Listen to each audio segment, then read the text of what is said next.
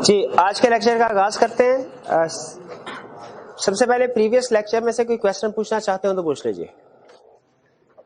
हमारे past chapters के question discuss हो गए थे। ठीक है, चलिए, कोई क्वेश्चन नहीं। चलिए स्टार्ट करते हैं डिस्कशन। आज हम जो टॉपिक कवर करने जा रहे हैं वो है चीफ एग्जीक्यूटिव।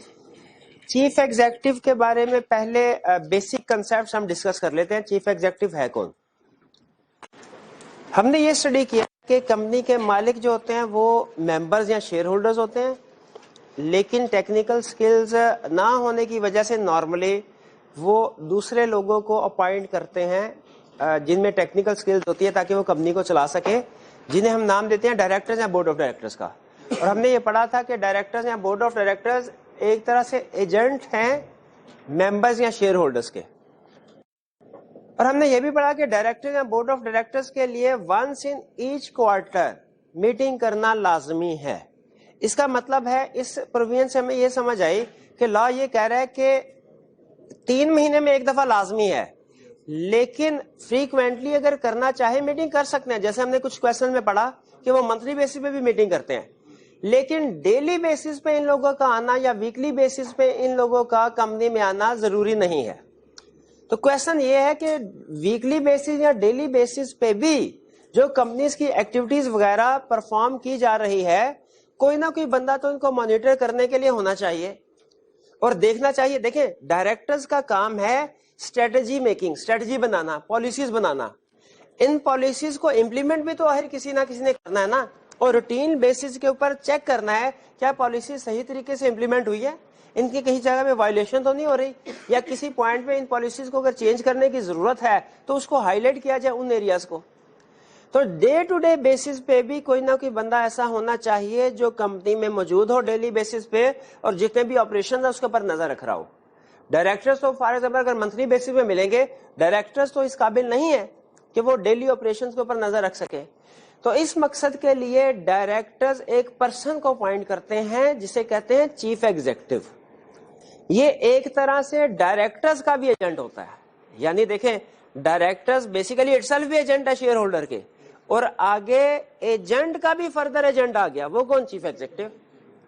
चीफ एग्जीक्यूटिव याद रखे एक इंडिविजुअल होता है। डायरेक्टर में तो बहुत से लोग शामिल होते हैं ना, लेकिन चीफ एग्जीक्यूटिव सिर्फ एक सिंगल इंडिविजुअल होगा। इसकी रिस्पॉन्सिबिलिटीज क्या होती है? वैसे तो इसकी रिस्पॉन्सिबिलिटीज डायरेक्टर्स इसको नॉर्मली बताते हैं, लेकिन असल में इसकी रिस्पॉन्सिबिलिटी है कंपनी की पूरी मैनेजमेंट या सब्सटेंशियल मैनेजमेंट को कंट्रोल करना और मैनेजमेंट करना, कंपनी के ऑपरेशंस को, बिजनेस को मैनेज करना। और ये मैनेज नॉर्मली डायरेक्टर्स की इंस्ट्रक्शंस के मुताबिक करता है, क्योंकि उनका एजेंट जो हुआ। तो यह है चीफ एग्जीक्यूटिव। अब आज के लेक्चर में हम इस चीफ एग्जीक्यूटिव के बारे में कुछ प्रोविजंस को डिस्कस करेंगे। वो प्रोविजंस क्या होंगी हम स्टडी करेंगे। इंट्रोडक्शन, चीफ एग्जीक्यूटिव के बारे में कुछ बेसिक कंसेप्ट्स, कौन होता है, अपॉइंट कौन करता है, किस तरीके से किया जाता है, टर्म्स एंड कंडीशन क्या होंगी इसकी, क्राइटेरिया क्या है, यानी एलिजिबिलिटी और इनएलिजिबिलिटी। जिस तरह हमने डायरेक्टर का क्राइटेरिया पढ़ा था, क्वालिफिकेशन डिस्क्वालिफिकेशन का, उसी तरह चीफ एग्जीक्यूटिव का क्राइटेरिया पढ़ेंगे। जिस तरह डायरेक्टर्स की हमने अपॉइंटमेंट पढ़ी थी, फर्स्ट डायरेक्टर्स की अपॉइंटमेंट, सब्सिक्वेंट डायरेक्टर्स की अपॉइंटमेंट, कैजुअल वैकेंसी, उसी तरह चीफ एग्जीक्यूटिव के बारे में स्टडी करेंगे। Rights of retiring chief executive, अगर चीफ एग्जीक्यूटिव कोई रिटायर हो रहा है, अपना टेन्योर पूरा कर रहा है, उसके क्या राइट्स हैं। अगर चीफ एग्जीक्यूटिव को रिमूव करना है, फर्ज कीजिए वो ठीक काम नहीं कर रहा, तो कैसे किया जा सकता है। और कुछ एक छोटा सा कंसेप्ट है, स्पेसिफिक कंसेप्ट फेडरल गवर्नमेंट के हवाले से, कि वो कौन से कुछ स्पेशल केसेस हैं जिनमें फेडरल गवर्नमेंट चीफ एग्जीक्यूटिव को कंट्रोल कर सकती है या अपॉइंट कर सकती है और रिमूव कर सकती है। तो चीफ एग्जीक्यूटिव के बेसिक कंसेप्ट हमने डिस्कस कर लिए। अब स्टार्ट करते हैं कि लॉ चीफ एग्जीक्यूटिव के बारे में हमें क्या कहता है। सबसे पहले डेफिनेशन, लॉ ये कहता है चीफ एग्जीक्यूटिव कौन होगा। चीफ एग्जीक्यूटिव होगा ऐसा बंदा जिसे अपॉइंट करते हैं डायरेक्टर्स अपॉइंट करते हैं।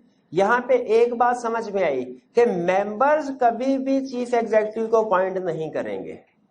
चीफ एग्जीक्यूटिव को अपॉइंट हमेशा कौन करेगा? डायरेक्टर्स। हालांकि मेंबर्स डायरेक्टर्स को अपॉइंट करते हैं और डायरेक्टर्स आगे चीफ एग्जीक्यूटिव को करते हैं, लेकिन मेंबर्स डायरेक्टली चीफ एग्जीक्यूटिव की अपॉइंटमेंट कहीं नहीं करेंगे। उसने क्लियरली कह दिया अपॉइंटेड बाय डायरेक्टर्स। किस लिए? टू मैनेज कंपनी, कंपनी को मैनेज करने के लिए, ठीक है, कंपनी को डे टू डे बेसिस पे चलाने के लिए। यानी डायरेक्टर्स का काम डिसीजन मेकिंग है, strategic decision making, policy making. Day to day basis पे कंपनी को चलाना चीफ एग्जीक्यूटिव का काम है। डायरेक्टर हर रोज ऑफिस में नहीं आएंगे, लेकिन चीफ एग्जीक्यूटिव आएगा तकरीबन डेली बेसिस पे। और ये चीफ एग्जीक्यूटिव कंपनी को मैनेज करेगा किसके तरीकाकार के मुताबिक? डायरेक्टर्स के कंट्रोल और डायरेक्शंस के मुताबिक। यानी chief executive reportable to directors है, डायरेक्टर्स जो इसको इंस्ट्रक्शंस देंगे ये उसके मुताबिक काम करेगा। ये है चीफ एग्जीक्यूटिव। कौन अपॉइंट करेगा? डायरेक्टर्स। किस लिए? कंपनी को मैनेज करने के लिए। और कंट्रोल और डायरेक्शन किसकी होगी? डायरेक्टर्स की। आगे चलते हैं, टर्म्स एंड कंडीशंस क्या होंगी चीफ एग्जीक्यूटिव के? By directors, terms and conditions decide होंगी by directors, by company, in general meeting और एज पर आर्टिकल्स। आपको याद होगा डायरेक्टर्स की रिम्यूनरेशन में भी हमने सिमिलर लाइन पढ़े थे कि डायरेक्टर की रिम्यूनरेशन कैसे डिसाइड होगी? बाय कंपनी और board in accordance with provisions of articles. इसका मतलब क्या होता है? इसका मतलब ये होता है कि जब कभी हम डायरेक्टर्स की रिम्यूनरेशन डिसाइड करेंगे, फॉर एग्जांपल, हमने सबसे पहले देखना है आर्टिकल्स में कुछ लिखा हुआ है कि नहीं, क्योंकि डायरेक्टर्स हैं, मेंबर्स हैं, आर्टिकल्स हैं। इन सब में जो हाईएस्ट, इन तीनों में से हाईएस्ट अथॉरिटी है वो आर्टिकल्स की है। आर्टिकल्स ने जो बाउंड्री लगा दी या जो चीज स्पेसिफाई कर दी उससे बाहर नहीं जाया जा सकता, ठीक है। जैसे आर्टिकल्स ने अगर मैक्सिमम स्केल कह दिए तो हम उस मैक्सिमम स्केल से एक्सीड नहीं कर सकते, कम रिम्यूनरेशन एग्री हो सकती है। अब अगर आर्टिकल्स में जो बता दिए लिमिट्स, फर्दर देखा जाएगा आर्टिकल्स के बाद क्या मेंबर्स ने डायरेक्टर्स की रिम्यूनरेशन डिसाइड की है कोई? अगर डिसाइड किया तो वो अप्लाई होगी, और अगर मेंबर्स ने रिम्यूनरेशन डिसाइड नहीं की तो फिर रिम्यूनरेशन कौन डिसाइड करेगा? डायरेक्टर्स।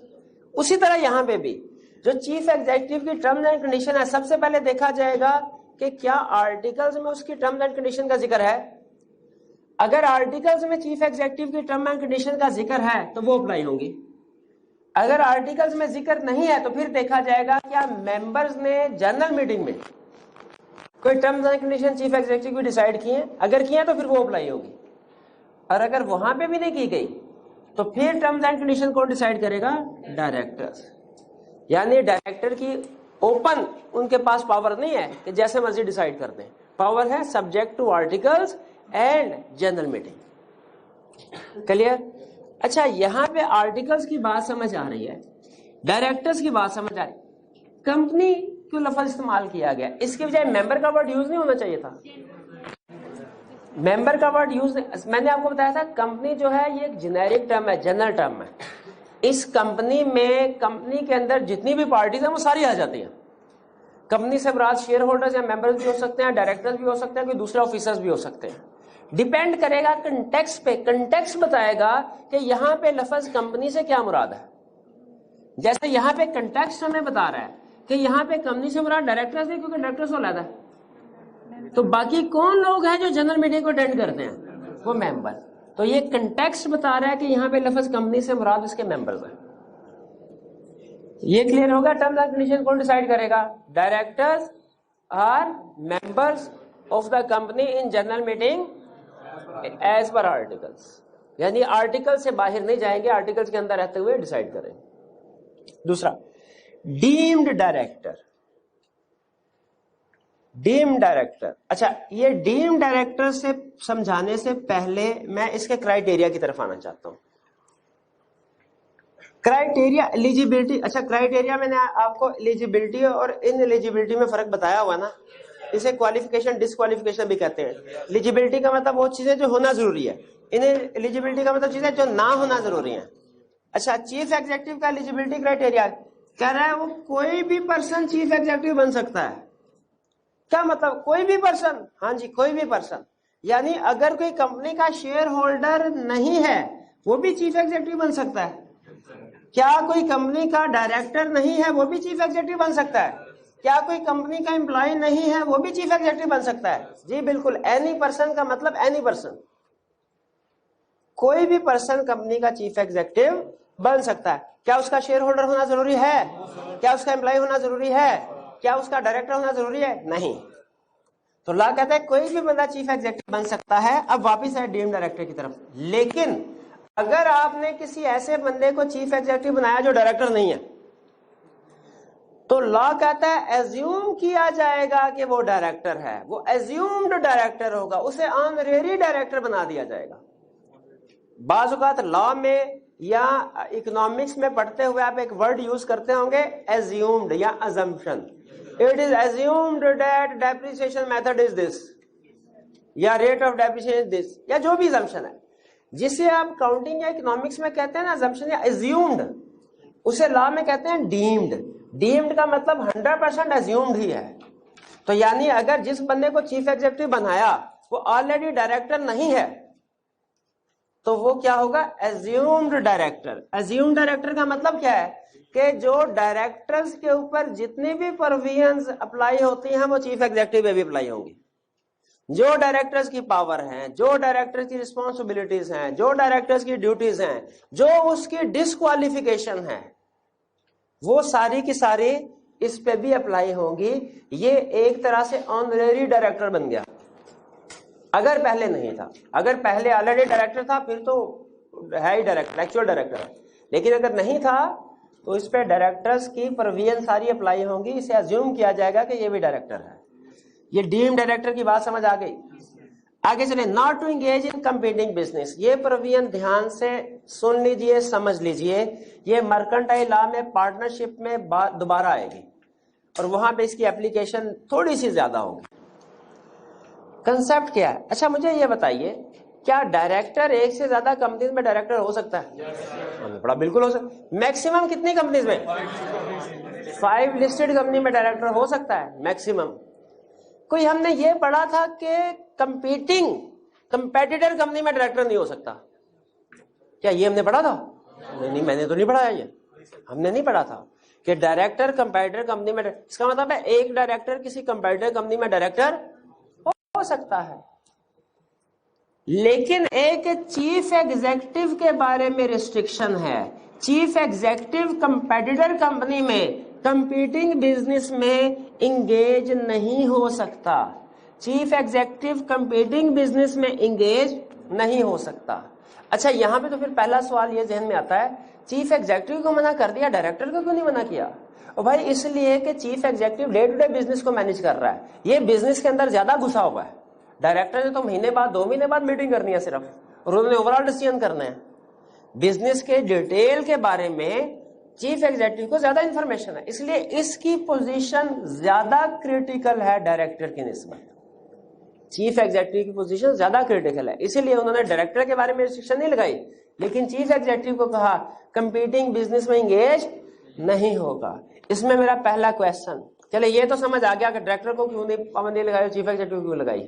कंपीटिंग बिजनेस से क्या मुराद है? वो बिजनेस जो सिमिलर नेचर का हो, जो सिमिलर मार्केट में हो।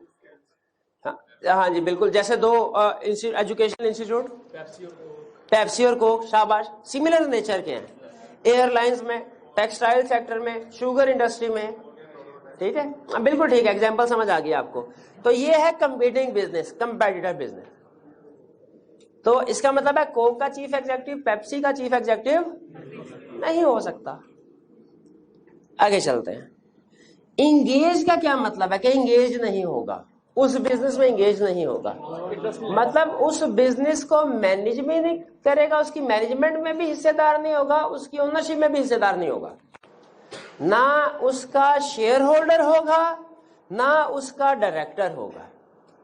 इंगेज का मतलब, ये इंगेज के साथ दोनों लफ्ज लिख लें कि नाइदर शेयर होल्डर नार डायरेक्टर, या किसी भी तरीके और तरीके से मैनेजर भी नहीं होगा। ठीक है, एक चीफ एग्जीक्यूटिव कंपीटिंग बिजनेस में इंगेज नहीं होगा। कंपीटिंग बिजनेस समझ आ गया? इंगेज का क्या मतलब है ये भी समझ आ गया? आगे चलते हैं। उसने कहा ये प्रोविजन सिर्फ सीईओ के लिए नहीं है, ये स्पाउस ऑफ सीईओ और माइनर चाइल्ड के लिए भी है। और ये पब्लिक कंपनी के लिए पाबंदी है, प्राइवेट के लिए नहीं। यानी पब्लिक कंपनी का सीईओ कंपीट या उसके स्पाउस या माइनर चाइल्ड कंपीटिंग बिजनेस में एंगेज नहीं होंगे। मैं समझ आई? Spouse clear, minor child clear, public company clear, competing business भी क्लियर, एंगेज भी क्लियर। अब एक छोटा सा सवाल मेरा, लॉ ने यहां पे ये कहा है, अब ये सवाल ना अगले टॉपिक में भी कंसेप्ट ध्यान से सोच के जवाब दीजिएगा। लॉ ने कहा कि पब्लिक कंपनी के केस में उसका सीईओ कंपीटिंग बिजनेस में एंगेज नहीं होगा, यही प्रोविजन है। प्राइवेट कंपनी का सीईओ कंपीटिंग बिजनेस में एंगेज हो सकता है, हो सकता है, हो सकता है, ओपिनियन तो दीजिए ना। अभी मेरा असल क्वेश्चन शुरू नहीं हुआ, ये सिर्फ बेस में हो सकता है, ठीक है। अब सुने, एक एबीसी प्राइवेट लिमिटेड कंपनी है, ठीक है, इसका सीईओ है, क्या वो XYZ पब्लिक कंपनी में कंपीटिंग बिजनेस में एंगेज हो सकता है? क्यों नहीं? डिपेंड करता है, आप आंसर एबीसी के पॉइंट ऑफ व्यू से दे रहे हैं कि XYZ के पॉइंट ऑफ व्यू से दे रहे हैं। एबीसी तो एबीसी प्राइवेट कंपनी है, प्राइवेट कंपनी का सीईओ कंपीटिंग बिजनेस में एंगेज हो सकता है। अब आए XYZ के पॉइंट ऑफ व्यू से, XYZ एक पब्लिक कंपनी है, इसका सीईओ एबीसी प्राइवेट कंपनी में एंगेज हो सकता है? नहीं हो सकता। लेकिन आपने क्वेश्चन में ध्यान से ये डिसाइड कर लेना है आंसर किस कंपनी के लिए दे रहे हैं। पब्लिक कंपनी के पॉइंट ऑफ व्यू से दे रहे हैं तो पब्लिक कंपनी वाली प्रोविजन रिस्ट्रिक्शन लगेगी, प्राइवेट कंपनी के पॉइंट ऑफ व्यू से दे रहे हैं तो प्राइवेट कंपनी में रिस्ट्रिक्शन नहीं लगेगी। भाई ये बात समझ आई? एक प्राइवेट कंपनी का सीईओ दूसरी प्राइवेट कंपनी में कंपीटिंग बिजनेस में एंगेज हो सकता है? यस, हो सकता है। एक प्राइवेट कंपनी का सीईओ दूसरी पब्लिक कंपनी के कंपीटिंग बिजनेस में एंगेज हो सकता है? इस प्राइवेट कंपनी के पॉइंट ऑफ व्यू से हो सकता है। एक पब्लिक कंपनी का सीईओ दूसरी प्राइवेट कंपनी कंपीटिंग बिजनेस में एंगेज हो सकता है? नहीं हो सकता। इस पब्लिक के पॉइंट ऑफ व्यू से उधर नहीं हो सकता, उस प्राइवेट के पॉइंट ऑफ व्यू से इधर हो सकता है। यानी अगर लॉ की वायलेशन होती है तो लॉ उस प्राइवेट कंपनी को कुछ नहीं कहेगा, इस पब्लिक कंपनी को पकड़ेगा, तो भाई इसको पेनल्टी डालेगा, भाई तुमने लॉ की वायलेशन की, प्राइवेट वाले ने वायलेशन नहीं की। हालांकि वायलेशन तो हो ही जाती है, इधर से प्राइवेट हो इधर से पब्लिक हो, कंपीटिंग बिजनेस वायलेशन हो, लेकिन लॉ किस कंपनी को पकड़ेगा? पब्लिक को। प्रोविजन पब्लिक पे अप्लाई होती है। यही कंसेप्ट प्राइवेट और पब्लिक वाला आगे चल के और जगहों पे भी आएगा, इन्वेस्टमेंट वाले टॉपिक में भी आएगा कि क्या एसोसिएटेड कंपनी में इन्वेस्टमेंट की जाती है, वहां पे दोबारा आपको ये कंसेप्ट याद करवाऊंगा। उम्मीद है तब तक भूल चुके होंगे आप। हाँ जी, चलिए ये क्लियर हो गया टर्म्स एंड कंडीशन। आगे चलते हैं। तो इसमें जो मुझे सबसे ज्यादा अहम बात लगी वो एक तो डीम डायरेक्टर वाली लगी और कंपीटिंग बिजनेस वाली मुझे सबसे ज्यादा अहम बात लगी। बहरहाल लाइक है, पूछ कोई भी कंसेप्ट सकता है, लेकिन मुझे लगता है शायद एग्जामिनर जब इसमें से टेस्टिंग करेगा तो ज्यादा फोकस इसका कंपीटिंग बिजनेस और डीम डायरेक्टर के ऊपर होगा। आगे चलते हैं। Introduction clear? इसमें कोई क्वेश्चन पूछना चाहते हो पूछ लीजिए।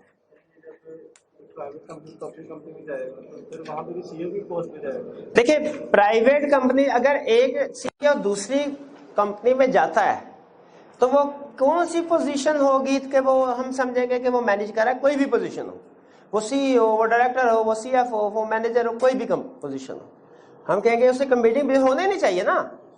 वो उधर चाय पीने भी चला जाएगा ना तो लोग शक करेंगे यार इधर के राज तो उधर नहीं जाके डिस्क्लोज कर रहा, ठीक है। तो इसे किसी पोजीशन में भी इंगेज नहीं होना चाहिए। आगे चलते हैं। क्राइटेरिया, चीफ एग्जीक्यूटिव बनने के लिए क्या क्राइटेरिया है? एक ही क्राइटेरिया, क्या डायरेक्टर्स को पसंद आ जाए।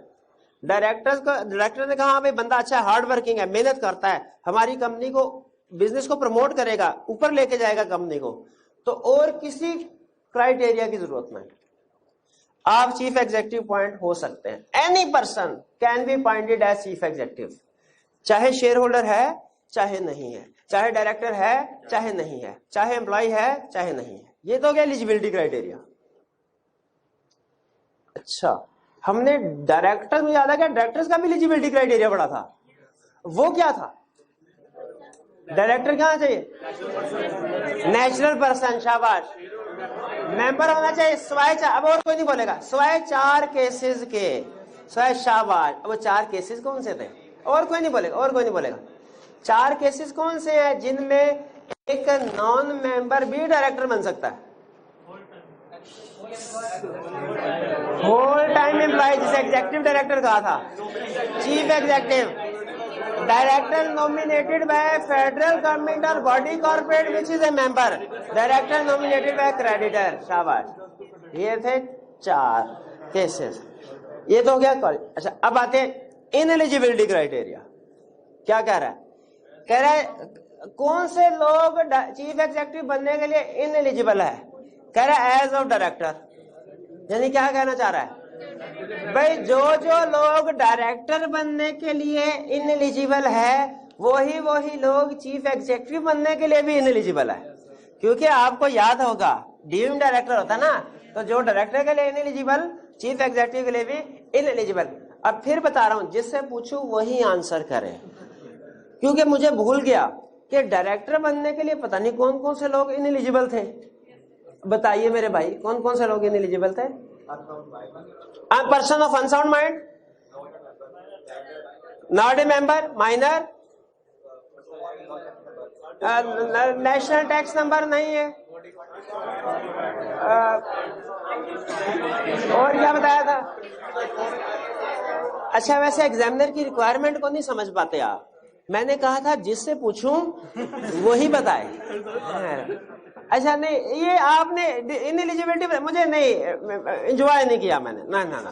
वो हाँ, वो एंड में जो वाली थी ना, वो बताएगा कोई तो फिर मुझे अच्छा लगेगा। 1 मिनट ठहरे मेरे भाई, इनका ला उबल उबल के बाहर आ रहा है। जी भाई, बात जल्दी बताए, जल्दी बताए, जल्दी जल्दी। हाँ, अगर वो या स्पाउस ब्रोकरेज बिजनेस में हो तो इनएलिजिबल है, ये लिस्टेड कंपनी के था। एक और भी थी, defaulter declared by high court, declared by high court, बिल्कुल ठीक है। तो ये, तो इसका मतलब है जो जो इनएलिजिबिलिटी क्राइटेरिया डायरेक्टर का है वही चीफ एग्जीक्यूटिव। बहाने से हमने रिवीजन भी कर ली, क्लियर हो गया ये कंसेप्ट। चलिए आगे चलते हैं। अपॉइंटमेंट, और भाई कोर्ट का मतलब हर किस्म की कोर्ट, वो लोअर कोर्ट, हाई, सारी कोर्ट। आगे चलें। हाँ जी, अच्छा अपॉइंटमेंट देखिए। Appointment, first appointment, subsequent appointment, casual vacancy. अच्छा मुझे बताइए, पहले डायरेक्टर का कंसर्ट पक्का कर लो। फर्स्ट डायरेक्टर की अपॉइंटमेंट कोई नहीं बोलेगा, कौन करता था? कॉर्नर वाले भाई, फर्स्ट डायरेक्टर की अपॉइंटमेंट कौन करता था? सब्सक्राइबर्स करते थे, शाबाश।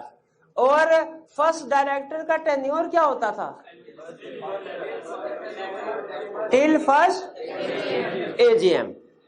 सब्सिक्वेंट डायरेक्टर की अपॉइंटमेंट कौन करते थे मेरे भाई? मेंबर्स करते थे। कहां? एजीएम। उसका टेन्योर क्या होता था? पक्की बात है 3 साल। इसकी एक्सेप्शन बताइए। 1 मिनट में बैठाया जा। सब्सिक्वेंट डायरेक्टर्स का टेन्योर 3 ईयर होता है। Please explain exception to this rule. Unlisted company नहीं, company limited by guarantee, not having share capital, वो बाय आर्टिकल्स लेस पीरियड भी डिसाइड कर सकते हैं, ठीक है। और कैजुअल वैकेंसी ऑफ डायरेक्टर, ये भाई मुझे बताएंगे जो ज्यादा क्वेश्चन पूछते हैं आपके साथ वाले। हाँ जी, अब मेरी बारी। कैजुअल वैकेंसी कौन फिल करेगा डायरेक्टर्स की? डायरेक्टर्स खुद ही करेंगे। कितने? 1 मिनट आ रही है, अब देखिएगा जरा एग्जाम में आंसर को समझ, क्वेश्चन को समझ पाते हैं कि नहीं। डायरेक्टर्स कितने दिनों में फिल करेंगे कैजुअल वैकेंसी? 30 डेज, बिल्कुल ही फार है। अब ये भाई मुझे बताएंगे 14 डेज। शाबाश, भाई के लिए तालियां।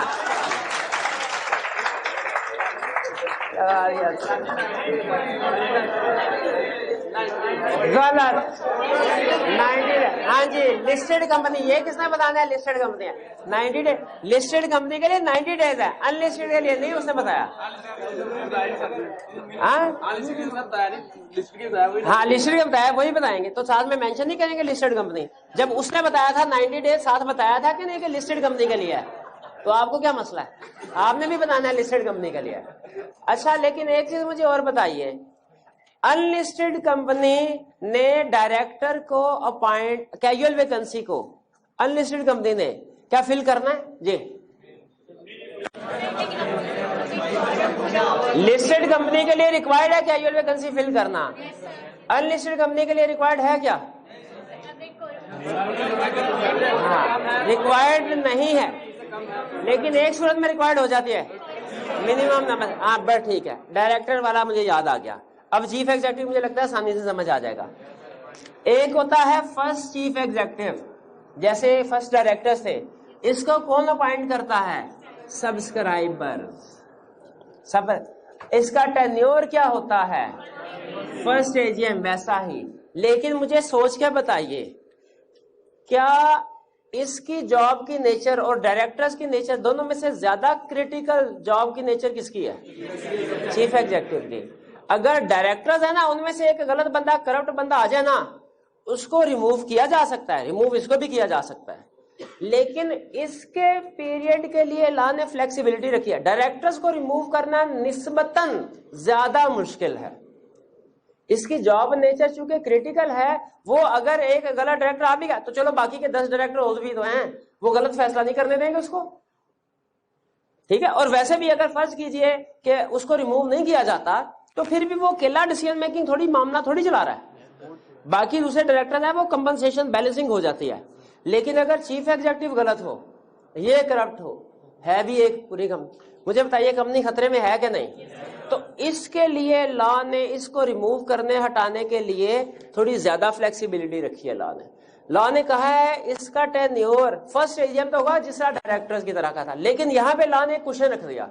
उसने कहा अगर आप चाहें तो इसको अगर चेक करना चाहे कि कैसा काम करता है, इसको 1-1.5 महीने के लिए भी बाइंड करना चाहे वो भी कर सकते हैं। डायरेक्टर के केस में नहीं था, चीफ एग्जीक्यूटिव के केस में है, क्योंकि इसकी पोजीशन ज्यादा क्रिटिकल है। तो इसको शॉर्टर पीरियड के लिए भी अपॉइंट किया जा सकता है। किसको? सीईओ को। डायरेक्टर के केस में ये बात नहीं थी।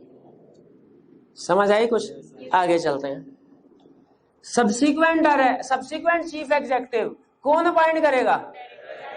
डायरेक्टर्स करेंगे। कब? क्या एजीएम पे? एजीएम में तो बेचारे खुद वो पॉइंट हुआ है, उस दिन तो उन्होंने सेलिब्रेशन करनी है, उसी दिन थोड़ी पॉइंट कर देंगे। ये अपनी अपॉइंटमेंट के 14 डेज के अंदर अंदर अपॉइंट करेंगे सीईओ को। और इस सीईओ को जिसको अपॉइंट करेंगे सब्सिक्वेंट सीईओ, इसका टेन्योर क्या होगा? 3 साल। लेकिन अगर इसको चेक करना हो कि कैसा काम करता है, शॉर्टर पीरियड 1.5-2 महीने के लिए भी अपॉइंट कर सकते हैं, बिल्कुल कर सकते हैं। इसमें भी देखिए, डायरेक्टर्स अपॉइंट करेंगे विद इन 14 डेज और पीरियड होगा 3 ईयर, लेकिन शॉर्टर पीरियड के लिए भी इसको अपॉइंट किया जा सकता है, ठीक है। जैसे होता है ना प्रोबेशनरी पीरियड, आपने सुना हो कि किसी को पक्की नौकरी पक्की करने से पहले प्रोबेशनरी पीरियड में रहते हैं, देखें काम कैसा करता है, सही काम करता है तो फिर इसको पक्का करेंगे, वरना नहीं। तो कहता है पहले महीने 1.5 महीने के लिए चेक करना है, शॉर्टर पीरियड भी हो सकता है। शॉर्टर पीरियड महीना 1.5 महीना या साल 1.5 साल है, वो उनकी मर्जी, लॉ ने इजाजत दे दी। कैजुअल वैकेंसी, अच्छा चीफ एग्जीक्यूटिव हर कंपनी का होना रिक्वायर्ड है, तो कैजुअल वैकेंसी में ये नहीं है जैसे डायरेक्टर में थी, लिस्टेड है तो लाजमी, अनलिस्टेड है तो लाजमी नहीं। नहीं, यहाँ पे कैजुअल वैकेंसी चीफ एग्जीक्यूटिव करना लाजमी है ही एक भाई, उसके बगैर थोड़े कंपनी चलेगी। तो कैजुअल वैकेंसी किसने फिल करनी? और जिसने अपॉइंट किया था। कब फिल करनी है? With in 14 days, normal period जो है। और इसका टेन्योर क्या होगा? अच्छा, नॉर्मल डायरेक्टर जो कैजुअल वैकेंसी फिल होती थी उसका टेन्योर क्या होता था, याद है? Remaining period. लॉ में इसने वर्डिंग चेंज किया है, लेकिन इसको थोड़ा सा सोचेंगे ना, इसका भी टेन्योर रिमेनिंग पीरियड ही निकलेगा तकरीबन। वो कहता है जी इसका कैजुअल वैकेंसी टेन्योर जब फिल करेंगे तो जो कैजुअल वैकेंसी वाला चीफ एग्जीक्यूटिव होगा, इसका टेन्योर क्या होगा? Till next, elected directors appointed new CEO. जब तक अगले डायरेक्टर्स इलेक्ट नहीं करते न्यू सीईओ को, तब तक इसका टेन्योर होगा। अब आपको पता है नॉर्मली डायरेक्टर्स का टेन्योर भी 3 साल होता है। तो जब अगले डायरेक्टर्स आएंगे तो जाहिर है उस वक्त पुराने चीफ एग्जीक्यूटिव का टेन्योर भी पूरा हो गया होगा, पूरा हो गया होगा ना। तो नेक्स्ट जब इलेक्टेड डायरेक्टर्स हैं, उन्होंने जब 14 डेज के अंदर चीफ एग्जीक्यूटिव को अपॉइंट करना है, तो तब तक ये काम करेगा। क्लियर? आगे चलते हैं। Rights of retiring CEO. जो सीईओ रिटायर हो रहा है उसके क्या राइट्स हैं? कुछ बिल्कुल राइट। पहला राइट, एलिजिबल फॉर रीअपॉइंटमेंट। वो अगर समझता है कि उसने बिजनेस को अच्छा मैनेज किया है, क्या वो दोबारा रीअपॉइंट हो सकता है? बिल्कुल हो सकता है, एलिजिबल फॉर रीअपॉइंटमेंट। यानी वो डायरेक्टर्स को प्रेजेंट करेगा अपनी विलिंगनेस, ये नहीं कि खुद से रीअपॉइंट हो जाएगा कि उसी रिटायरिंग चीफ एग्जीक्यूटिव ने फैसला किया मैं अपॉइंट दूं, नहीं नहीं, डायरेक्टर्स उसी को भी रीअपॉइंट करेंगे, डायरेक्टर ही फैसला। और अगर नेक्स्ट चीफ एग्जीक्यूटिव अभी अपॉइंट नहीं हुआ, ये चीफ एग्जीक्यूटिव कब अपॉइंट करना था डायरेक्टर्स ने? 40 डेज। उसका पीरियड फर्ज कीजिए, चीफ एग्जीक्यूटिव का पीरियड था 3 इयर्स। 3 ईयर चीफ एग्जीक्यूटिव के पूरे हो गए, किसी वजह से director next chief executive appoint नहीं कर सके, तो क्या अब जब तक वो director new chief executive appoint नहीं करते, पुराना रिटायर हो गया, नया अभी अपॉइंट नहीं हुआ, कंपनी चीफ एग्जीक्यूटिव के बगैर चलेगी क्या? ला कहता है नहीं, उतने अरसे तक जब तक नया चीफ एग्जीक्यूटिव अपॉइंट, अगर किसी वजह से अपॉइंटमेंट ना हो सके, तो जो रिटायरिंग चीफ एग्जीक्यूटिव है वो अपनी ड्यूटीज अंजाम देता रहेगा जब तक नया चीफ एग्जीक्यूटिव अपॉइंट नहीं। हाँ, लेकिन 2 केसेस में रिटायरिंग चीफ एग्जीक्यूटिव अपनी ड्यूटीज को कंटिन्यू नहीं करेगा। वो 2 केसेस कौन से हैं? पहला, अगर वो कोई फ्रॉड वगैरह में इन्वॉल्व हो और उसको खास तौर पे रिमूव किया गया हो, टर्मिनेट किया गया हो। जैसा कोई डायरेक्टर की परफॉर्मेंस से मुतमिन ना हो तो डायरेक्टर को रिमूव कर सकते हैं ना? क्या चीफ एग्जीक्यूटिव को रिमूव कर सकते हैं? बिल्कुल कर सकते हैं। और अगर चीफ एग्जीक्यूटिव को रिमूव किया गया तो क्या, अच्छा ठीक है रिमूव हो गया मैं, लेकिन जब तक अगला चीफ एग्जीक्यूटिव नहीं अपॉइंट होता मैं अपनी जिम्मेदारी अंजाम देता रहूंगा। तो क्या वो जिम्मेदारी अंजाम, भाई जिम्मेदारी अंजाम सही तरीके से देता तो तुझे रिमूव क्यों करते? वो तो जड़े काट देगा उतने दिनों में कंपनी की। तो कहता नहीं नहीं भाई, इस टर्मिनेट, खत्म, ये इमीडिएटली टर्मिनेट हो जाएगा। अब इसका ये राइट अवेलेबल नहीं है कि नेक्स्ट चीफ एग्जीक्यूटिव की अपॉइंटमेंट तक अपनी ड्यूटी अंजाम देता रहे, नहीं। और अगर वो उसका टेन्योर पूरा हो गया ना, टर्मिनेट नहीं किया था, टेन्योर पूरा हुआ, लेकिन वो अगले चीफ एग्जीक्यूटिव की अपॉइंटमेंट में रोडेट कर रहा है कि डिले होती जाए उसकी अपॉइंटमेंट, ताकि जितना डिले होगा वो खुद चीफ एग्जीक्यूटिव की पोजीशन को एंजॉय करेगा। ठीक है, तो डिले अगर ये कॉज है, वजह है non appointment of new CEO की, ये मीटिंग नहीं कंडक्ट होने देता, ठीक है, तो उस सूरत में भी ये फिर कंटिन्यू नहीं करेगा अपनी ड्यूटीज। क्लियर? तो rights of retiring chief executive क्या है? पहला, एलिजिबल फॉर रीअपॉइंटमेंट, और दूसरा अपनी ड्यूटीज को कंटिन्यू करेगा till successor is appointed. Successor किसको कहते हैं भला? नेक्स्ट वाले को, बाद वाले को सक्सेसर मींस नेक्स्ट। तो प्रीवियस वाले को क्या कहते हैं भला? प्रेडिसेसर। बिल्कुल, प्रेडिसेसर। ठीक है, तो ये राइट्स क्लियर हो गए चीफ एग्जीक्यूटिव ऑफिसर के। आगे चलते हैं। रिमूवल। डायरेक्टर्स को, आपको पता है डायरेक्टर्स को रिमूव कैसे किया जाता था? अगर डायरेक्टर्स को दूसरे डायरेक्टर ने रिमूव करना है तो कैसे करते थे? नहीं कर सकते थे, शेयर होल्डर्स ही कर सकते हैं, मेंबर्स ही। उसमें डिपेंड करता था क्या कि वो इलेक्टेड डायरेक्टर है कि appointed. Appointed mean first director है, कैजुअल वैकेंसी वाला या अनअपोज्ड है, उस पर डिपेंड करता था।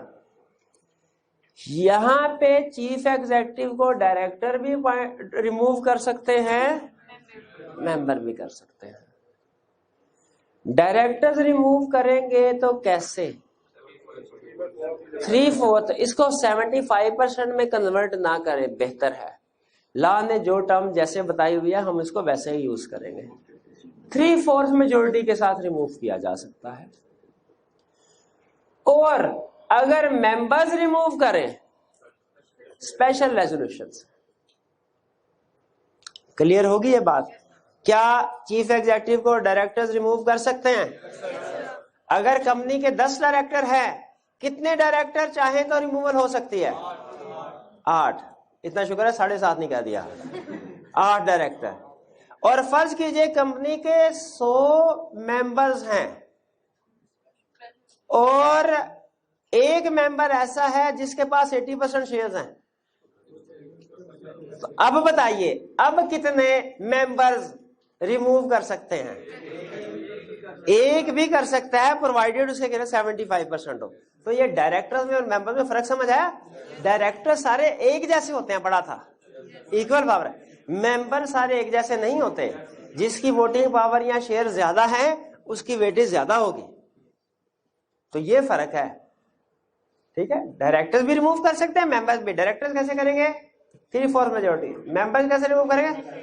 स्पेशल रेजोल्यूशन भी आपको पता है वो 3/4 मेजोरिटी के साथ होती है, लेकिन यहाँ पे वोटिंग परसेंटेज काउंट होती है। यहाँ पे 3/4 से मुराद नंबर ऑफ मेंबर्स नहीं है, यहाँ पे 3/4 से मुराद नंबर ऑफ डायरेक्टर्स हैं, यहाँ पे 3/4 से मुराद वोटिंग पावर है, शेयर। अच्छा, वो कहता है रिमूवल हो सकती है irrespective of any agreement articles.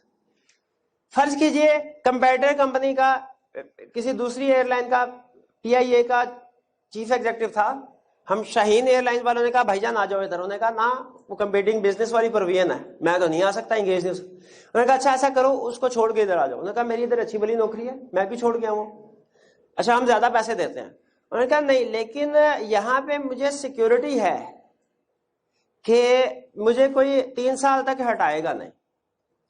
आप बताइए, आप भी मुझे ये गारंटी देते हैं कि मेरा जो टेन्योर 3 साल रखेंगे और 3 साल से पहले एग्रीमेंट कीजिए कि 3 साल से पहले मुझे रिमूव नहीं करेंगे। इस कंपनी ने एग्री कर लिया, शाहीन एयरलाइंस वालों ने, कि आपको 3 साल से पहले रिमूव नहीं करेंगे, एग्रीमेंट हो गया, या आर्टिकल्स में लिख दिया। अब जैसे ही वो शिफ्ट हुआ 3 महीने बाद पता चला ये सही काम नहीं कर रहा, ये सही काम। बताइए क्या कंपनी शाहीन एयरलाइंस वाले इफ चीफ एग्जीक्यूटिव को रिमूव कर सकते हैं?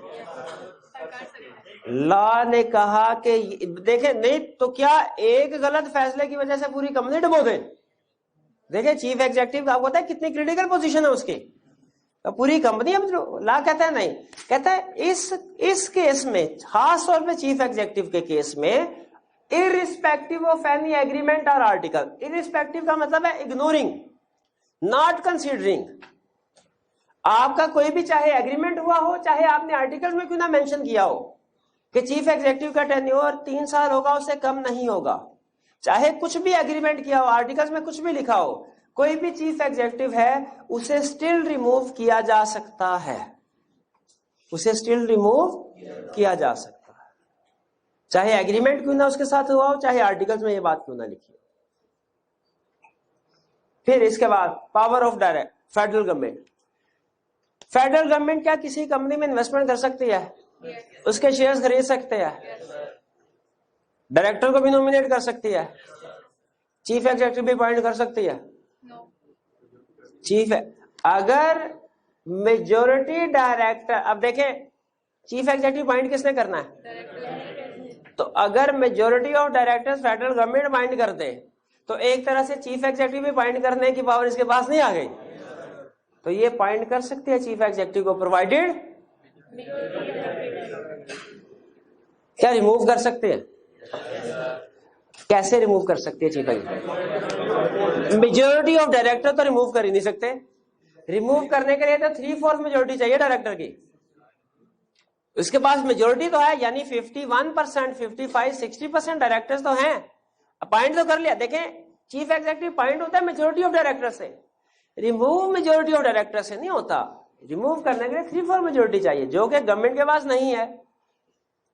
तो फिर इसका मतलब ये हुआ, लॉ ने कहा कि आप रिमूव भी कर सकते हैं, शर्त क्या है कि आपके पास 75% वोटिंग पावर हो।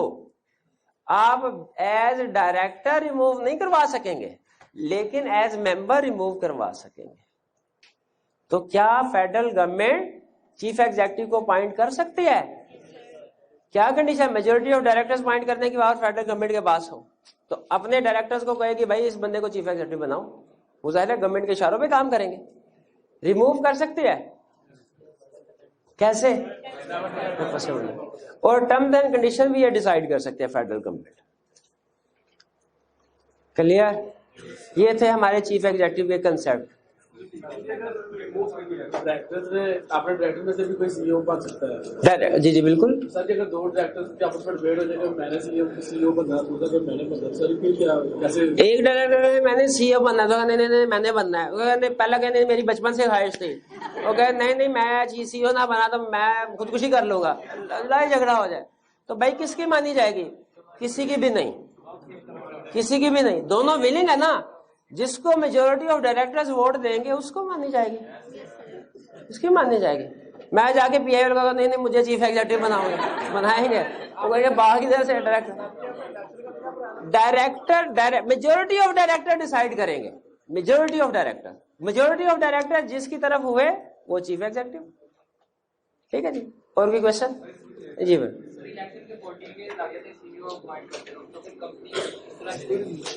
देखें वो उन्होंने कहा जी डायरेक्टर का इलेक्शन होगा, उसके within 14 days chief executive appoint, तो 14 डेज तक कंपनी कैसे चलेगी?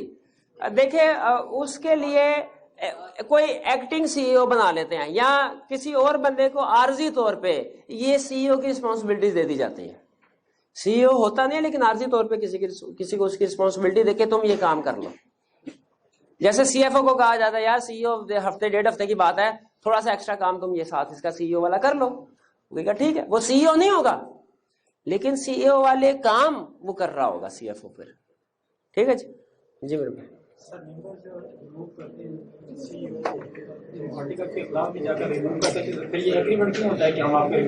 हाँ, ये एग्रीमेंट, अगर एग्रीमेंट होने के बावजूद भी सीईओ को रिमूव किया जा सकता है तो फिर ये एग्रीमेंट क्यों होता है? नहीं होना चाहिए सोली तौर पे। लेकिन हम मर्केंटाइल लॉ में पढ़ेंगे कुछ एग्रीमेंट ऐसे हैं जो दुनिया में वॉइड है, उनका कोई लीगल स्टेटस नहीं होता, फिर भी एग्रीमेंट होते हैं। जैसे चर्च खरीदने बेचने का एग्रीमेंट, लॉ कहता है वो वाइड है, आप कर भी ले किसी के साथ स्मगलिंग का एग्रीमेंट, कर भी ले किसी के, उसका कोई लीगल स्टेटस नहीं है लेकिन फिर भी लोग करते हैं, वो लीगली इन्फोर्स नहीं करवाया जा सकता। ठीक है, अब शायद सीईओ को पता ही ना हो इस प्रोविजन का, सीईओ कहे भाई मैं तो 3 साल का पक्का एग्रीमेंट करो, उसे लॉ ना पढ़ा हो, मैं भी अगर नहीं पढ़ा हुआ तो डायरेक्टर्स उसका फायदा उठाएंगे, कहेंगे ठीक है आज नहीं करते बाद में कर देंगे। जी होगा और जैसे डायरेक्टर्स को तो उसके मेंबर्स जो है वो एजीएम से पहले ही वो एक्स्ट्रा ऑर्डिनरी एजीएम पे थ्रू कर देते थे। हाँ जी, तो यहाँ पे क्या फर्स्ट चीफ एग्जेक्टिव को फर्स्ट उसका टेन्योर पूरा होने से पहले रिमूव किया जा सकता है? बिल्कुल किया जा सकता है, same provision 3/4 majority of directors या स्पेशल रेजोल्यूशन के जरिए से। ठीक है, सब्सक्राइबर्स भी मेंबर ही होते हैं, खुदा का खौफ कर मेरे भाई, सब्सक्राइबर्स मेंबर नहीं होते। अब कल को आप कहोगे सर मेंबर्स भी डायरेक्टर ही होते हैं या डायरेक्टर्स भी मेंबर ही होते हैं, भाई फर्क है। सब्सक्राइबर्स जो है कंपनी इन कॉर्पोरेशन से पहले तक होते हैं, मेंबर्स बाद में बनते हैं। ये लादा बात के सब्सक्राइबर्स ही नॉर्मली मेंबर्स बनते हैं, लेकिन दोनों को लाने लादा तक है। जैसे नॉर्मली मेंबर्स ही डायरेक्टर बनते हैं, मेंबर्स ही नॉर्मली, लेकिन अगर हम ये कहें कि मेंबर्स और डायरेक्टर एक ही चीज है, हमने तो ला की ऐसी की तैसी फेर दी। नहीं, मेंबर्स लहदा है, डायरेक्टर्स लहदा है। अगर एक बंदा शेयर होल्डर भी है और कंपनी का डायरेक्टर भी है तो उसकी डुअल पोजीशन है। वो जब जनरल मीटिंग में बैठेगा तो एज मेंबर बैठेगा, जब बोर्ड मीटिंग में बैठेगा तो एज डायरेक्टर बैठेगा। ठीक है जी, जी फेडरल गवर्नमेंट किसी भी कंपनी में उसके पास पावर हो सकती है कि वो 3/4 नंबर ऑफ डायरेक्टर को अपॉइंट हो सकती है। वो तो मैंने एग्जांपल दी ना आपको कि अपॉइंट करने के लिए 3/4 की जरूरत नहीं है, रिमूव करने के लिए 75% वोटिंग पावर की जरूरत है। अब जरा 5 रुपए के कुछ क्वेश्चंस की तरफ आते हैं ताकि हमें पता चले। भाई कल कैसे करना है? अभी ताजा ताजा कंसेप्ट है, अभी चुटकियों में केस स्टडी जाएंगे।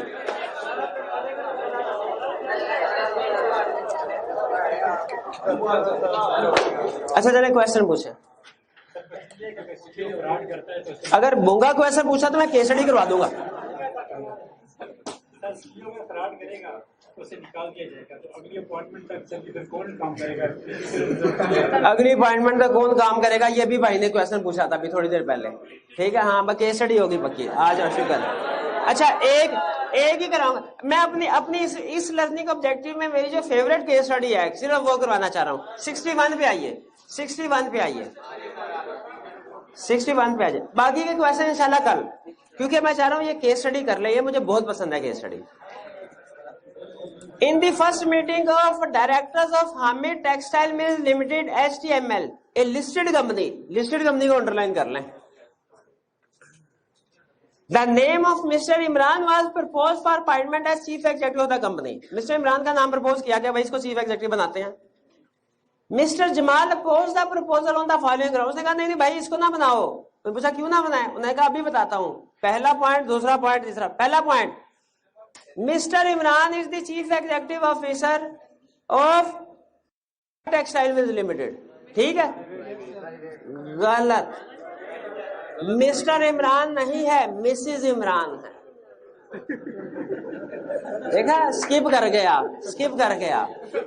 ये एक लफ्ज होता है एग्जाम में, अगर आप इसको इग्नोर कर दें तो इससे फर्क पड़ सकता है केस स्टडी में। वैसे इस केस में फर्क नहीं पड़ता क्योंकि इसमें मिस्टर और मिसेज दोनों भी रिस्ट्रिक्शन है, लेकिन फिर भी बताना चाह रहा था कि आपने इसको इग्नोर नहीं करना एग्जाम में।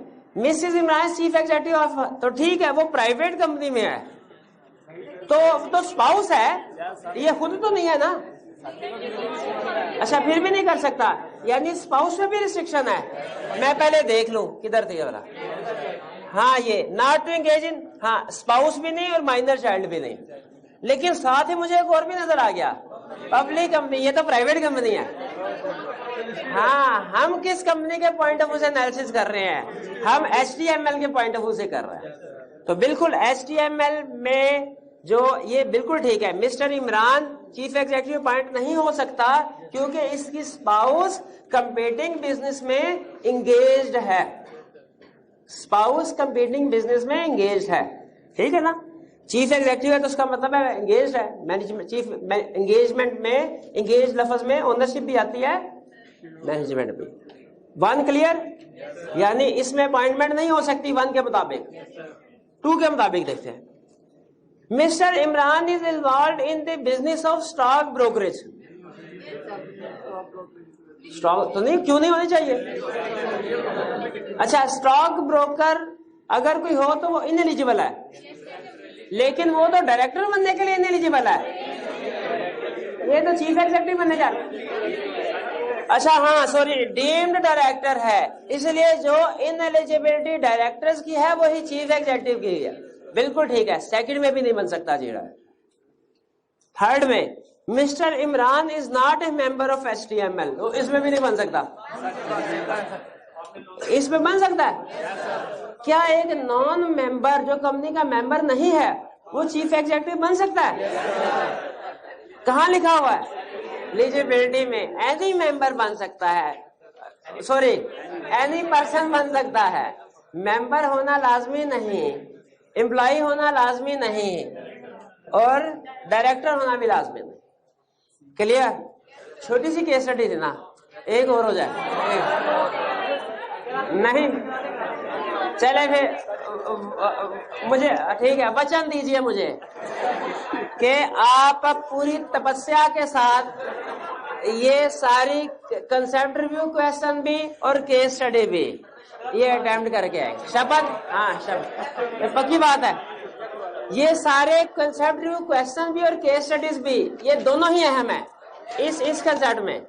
अच्छा, आप एक और अजीबोगरीब सी चीज आपको दिखाऊं। एक आप ये नोट कीजिए कि लर्निंग ऑब्जेक्टिव कंसेप्ट छोटा है और उसमें जो क्वेश्चंस की तादाद है वो ज्यादा है। तो इसी से अंदाजा लगा ले ये कंसेप्ट आई का आपको कितना पसंद होगा। ठीक है, तो आपने इसके क्वेश्चन को नहीं छोड़ना, एक एक क्वेश्चन को अटेम्प्ट करना है। हाँ, ठीक है, बिल्कुल ठीक है। चलिए आज का लेक्चर यहाँ पे खत्म करते हैं। अल्लाह हाफिज।